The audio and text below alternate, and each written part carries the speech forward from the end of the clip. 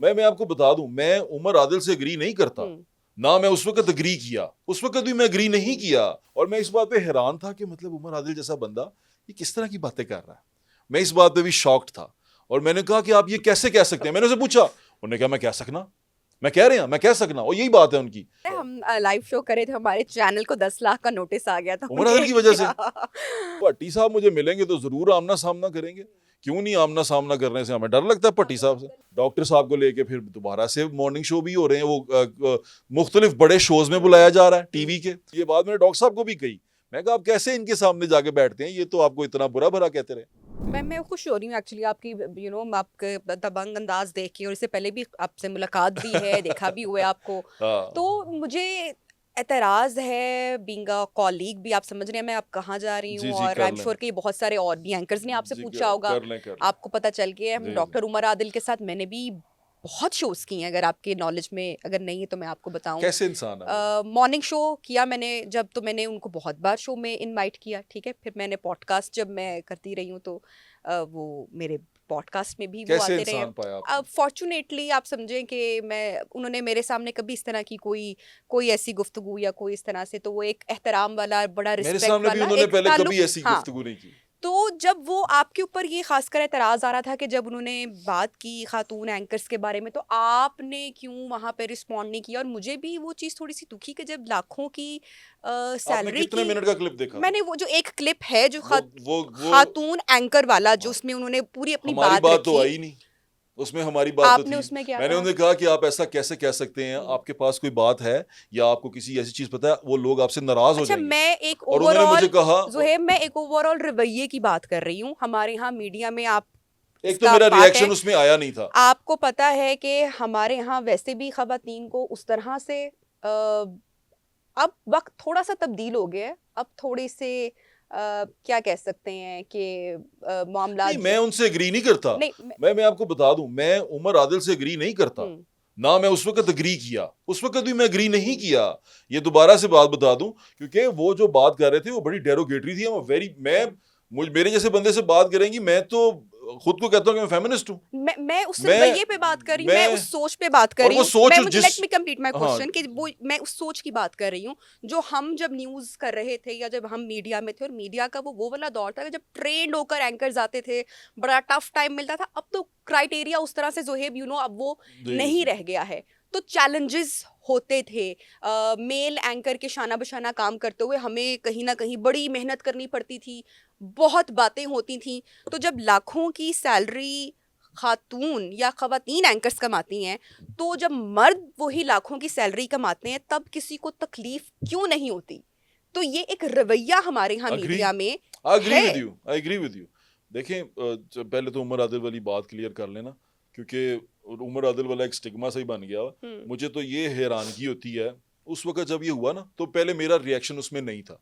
जो video clip viral हुआ, मेरा रिएक्शन ही उसमें नहीं है। आप पूरी बात आपने उनकी बड़ी तवज्जो से सुनी। हाँ, मैं हाँ, ऑब्वियसली हाँ, सुननी पड़ती है ना, जब आप किसी को बिठाया हुआ आपने बिल्कुल। सामने। और मैं इस बात पे हैरान था कि मतलब उमर आदिल जैसा बंदा ये किस तरह की बातें कर रहा है। मैं इस बात पे भी शॉक्ड था और मैंने कहा कि आप ये कैसे कह सकते हैं। मैंने उसे पूछा, उन्होंने कहा मैं कह सकना, मैं कह रहे हैं मैं कह सकना, और यही बात है उनकी। वो इनके पास ही, जहां आप बैठी कर रही हैं, इनके आपको पास ही पता है था। हम लाइव शो करे थे, हमारे चैनल को 10 लाख का नोटिस आ गया था उमर आदिल की वजह से। उमर 10 आदिल लाख साहब ने क्या बात कर रही हैं आप, उन्होंने एक चैनल आप था। उस चैनल को भी जानते हाँ हैं। हाँ, उसके ऊपर बैठ के वो मेरे अनवार था उसके अंदर, मॉर्निंग शो में अनवार था या कौन था? मैं थी, अनवार मेरे साथ थे। हाँ, उसमें वो उन्होंने बड़ी गंदी सी मिसाल बस दी थी। चले पहले उस पे हाँ, नहीं उस जाते मिसाल पे हम। नहीं रहते हम। दी थी ना गंदी मिसाल, औरत के बारे में दी थी। हम्म। अब मैं सोचता हूँ, और लाइव शो में तो आपके पास कोई सेंसर और वो कुछ चली है, वीडियो मैंने वो चला क्लिप भी गया। देखा है, हाँ, वो वाला जो उनका चला था ना। अच्छा चलें, हम उसकी बात नहीं कर। मैं हमेशा ही कहता हूँ, गंदगी में पत्थर फेंकने से कीचड़ जो है उछलता है।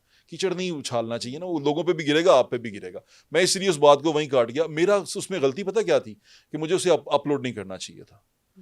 मेरी गलती हुई कि मैंने उसको अपलोड किया, और मैंने उसके बाद उस पर माफी मांग के उसको डिलीट भी किया। और आप यकीन करेंगी, मेरे बारे में वो इरशाद भट्टी साहब हैं, मैं उनका क्लिप सुना, और भी बहुत सारे लोगों ने बातें आपने की। बड़े प्यार से उनका नाम लिया। भट्टी साहब का भट्टी के साहब का नाम मैं हमेशा प्यार से रहता हूँ, भट्टी मेरे अपने ही बड़े दोस्त हैं ना, तो भट्टी साहब का मैं बाद में बात करता हूँ, लेकिन लोगों ने उस पे बड़े बड़े रिएक्शंस दिए, ए की गल हो गई, ए घटिया जिहा आदमी ते ਉਹ ਜਿਹੜਾ ਐਂਕਰ ਬੈਠਾ ਸੀ ਸਾਹਮਣੇ ਉਹਨੇ ਇਹਨੂੰ ਕਿਉਂ ਭਾਇਆ, ਇਹੋ ਜਿਹੇ ਬੰਦੇ ਨੂੰ ਕਿਉਂ अपने सामने बांधे हो, डॉलर कमाना चाहते हो, ये मुझे कहा गया कि ਇਹਨੂੰ क्यों सामने भाया गया। ये सारे मुझे जानते हैं, मेरा नाम नहीं ले रहे थे ना, फिर भी मुझे बताया, मेरे बारे में कहा कि डॉलर कमाना से भाया। और यकीन करेंगी उसका क्लिप और उसका पूरा पॉडकास्ट आज भी आपको नहीं मिलेगा, क्योंकि हमने चढ़ाया ही नहीं, हमने चढ़ाया ही नहीं, अच्छा हमने वो हटा दिया, वो हटा दिया, उसमें से पैसे भी नहीं कमाए। बल्कि हुआ ये कि उसके बाद डॉक्टर उमर आदिल को लेके इरशाद भट्टी साहब बैठे हुए हैं और पॉडकास्ट करके डॉलर कमा रहे हैं।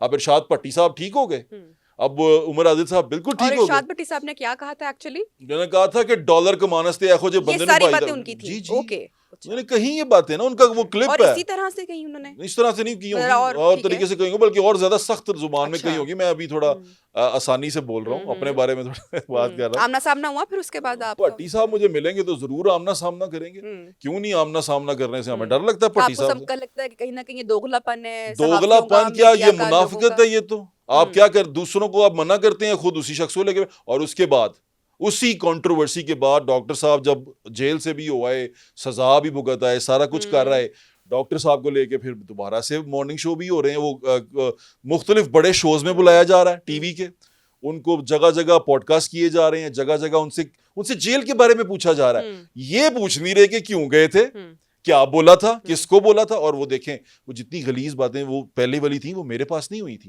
वो उन्होंने उस पे अपने गंदा अंडा के नाम से पॉडकास्ट करते थे। हम इसको दोबारा नहीं खोलते, क्योंकि मेरा असल सवाल था कि जो खवातीन जो देखिए, उस पे मैं आपसे एग्री करता हूं, और मैं डॉक्टर साहब से 100% डिसएग्री करता हूं। और अभी भी जो हमारी, अगर हम न्यूज़, और मैंने ये पॉडकास्ट में भी कहा था, उस इंटरव्यू में भी कहा था कि डॉक्टर साहब आप ऐसे कैसे कह सकते हैं, और आपसे लोग नाराज हो जाएंगे, लोग इस पे आपके खिलाफ भी आ सकते हैं। ये बात मैंने कही उनको, जो लगाई नहीं गई, जो बीच में जोड़ी नहीं गई। फिर दूसरी बात आपने बात की गरीदा फारूकी, क्योंकि वो केस गरीदा फारूकी की तरफ से हुआ था।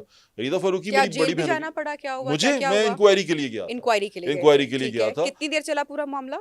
मैं तो एक ही दफा गया था। अच्छा। डॉक्टर साहब को उन्होंने, लेकिन डॉक्टर साहब को मेरे वाले केस में नहीं, क्योंकि गरीदा बीबी ने वो केस हटा लिया था उनके ऊपर से, वो केस ही वापस हो गया था, उन्होंने सॉरी कर लिया था।